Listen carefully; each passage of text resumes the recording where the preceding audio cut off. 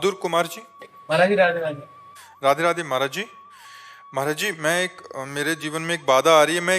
Depression का बहुत ज्यादा अवसाद हो रहा है। इसके मैं कैसे बाहर देखो, हम मन। पक्की बात तुम्हें कह रहे हैं, ये पाप का परिणाम है।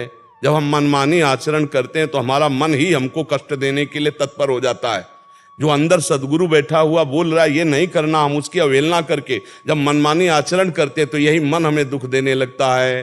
मन का बार बार ओवर थिंकिंग, बार बार इसका ऐसा चिंतन करना, बार बार भोगों का चिंतन करना, बार बार, तो ये हमारे को कमजोर कर रहा है। तो वही भयावह स्थिति, चिंता भय शोक, इससे बचना है तो एकमात्र श्री भगवान का आश्रय लेकर भजन करते हुए धर्म पूर्वक चलो, कोई डिप्रेशन नहीं रहेगा। और धर्म पूर्वक नहीं चलोगे तो डिप्रेशन मार देगा। यही मन तुम्हें जहर खवा देगा, यही मन तुम्हें फांसी में टंगवा देगा, यही मन तुम्हें जेल पहुंचा देगा, यही मन तुम्हें नर्क पहुंचा देगा। इसीलिए यह अध्यात्म बना हुआ है।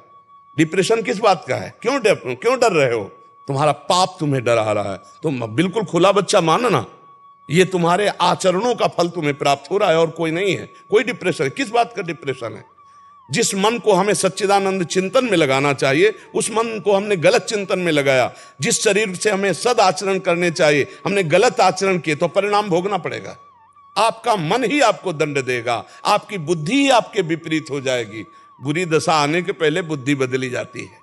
जही का विधना दारुण दुख दीन, वही के मति पहले हरिलीन।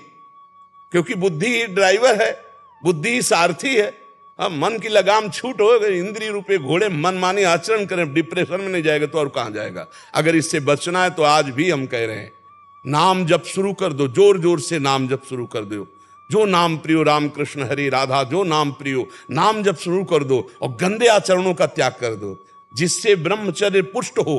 अभी कुछ दिन वो आचरण करो, अभी देखो ठीक होने लगे, अभी डिप्रेशन ठीक हो जाएगा। हम आपसे कह रहे ब्रह्मचर्य पर दृष्टि डालो, ब्रह्मचर्य का सुधार करो, बुरे आचरण जो करते हो उनको छोड़ दो और नाम जप करो। अभी आनंदित ना हो जाना तो बताना, अरे आनंद, अरे ऐसा आनंद, प्रसन्न आत्मा, भारी से भारी दुख में भी आनंद की उफान आती है। भगवत स्वरूप हो आप, कोई आप जान नहीं रहे अपने स्वरूप को। आप शरीर को लेकर के ऐसे आचरण कर रहे हो तो इसीलिए ढकता ज्ञान चला जा रहा है। नहीं, आनंद कहीं से आना है क्या?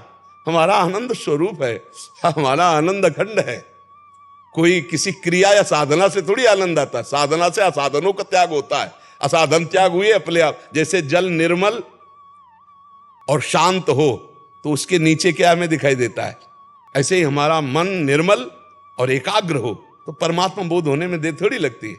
तो हमारी बात समझ रहे हो? आचरणों पर सुधार करो। आप समझ पाए? दवाई खा रहे हो डिप्रेशन की? महाराज दवाइयाँ खाई थी लेकिन दवाइयों से कुछ असर नहीं हुआ। हमारी दवाई खाओ, राधा राधा राधा। हम तो वृंदावन वासी है। अब हमसे पूछो मत कि दवा कितने दिनों में फायदा करेगी।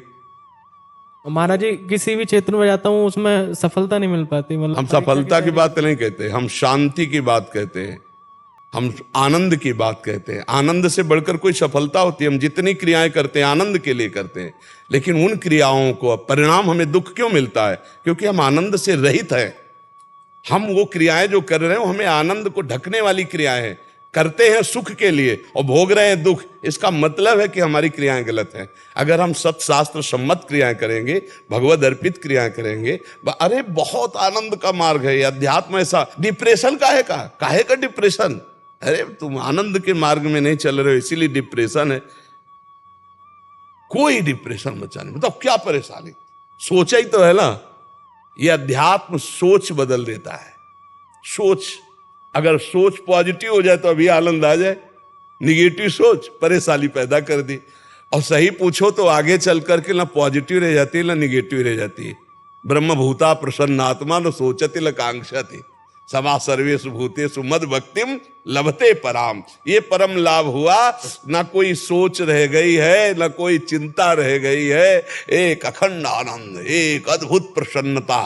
क्यों? ये हमारा स्वरूप है, ये कहीं ऐसे आला जाला नहीं, यही हमारा स्वरूप है। हम अपने स्वरूप को भूल करके जो देह भाव से आचरण कर रहे हैं तो यही तो जहर खवा देता है मन। अब क्या होगा?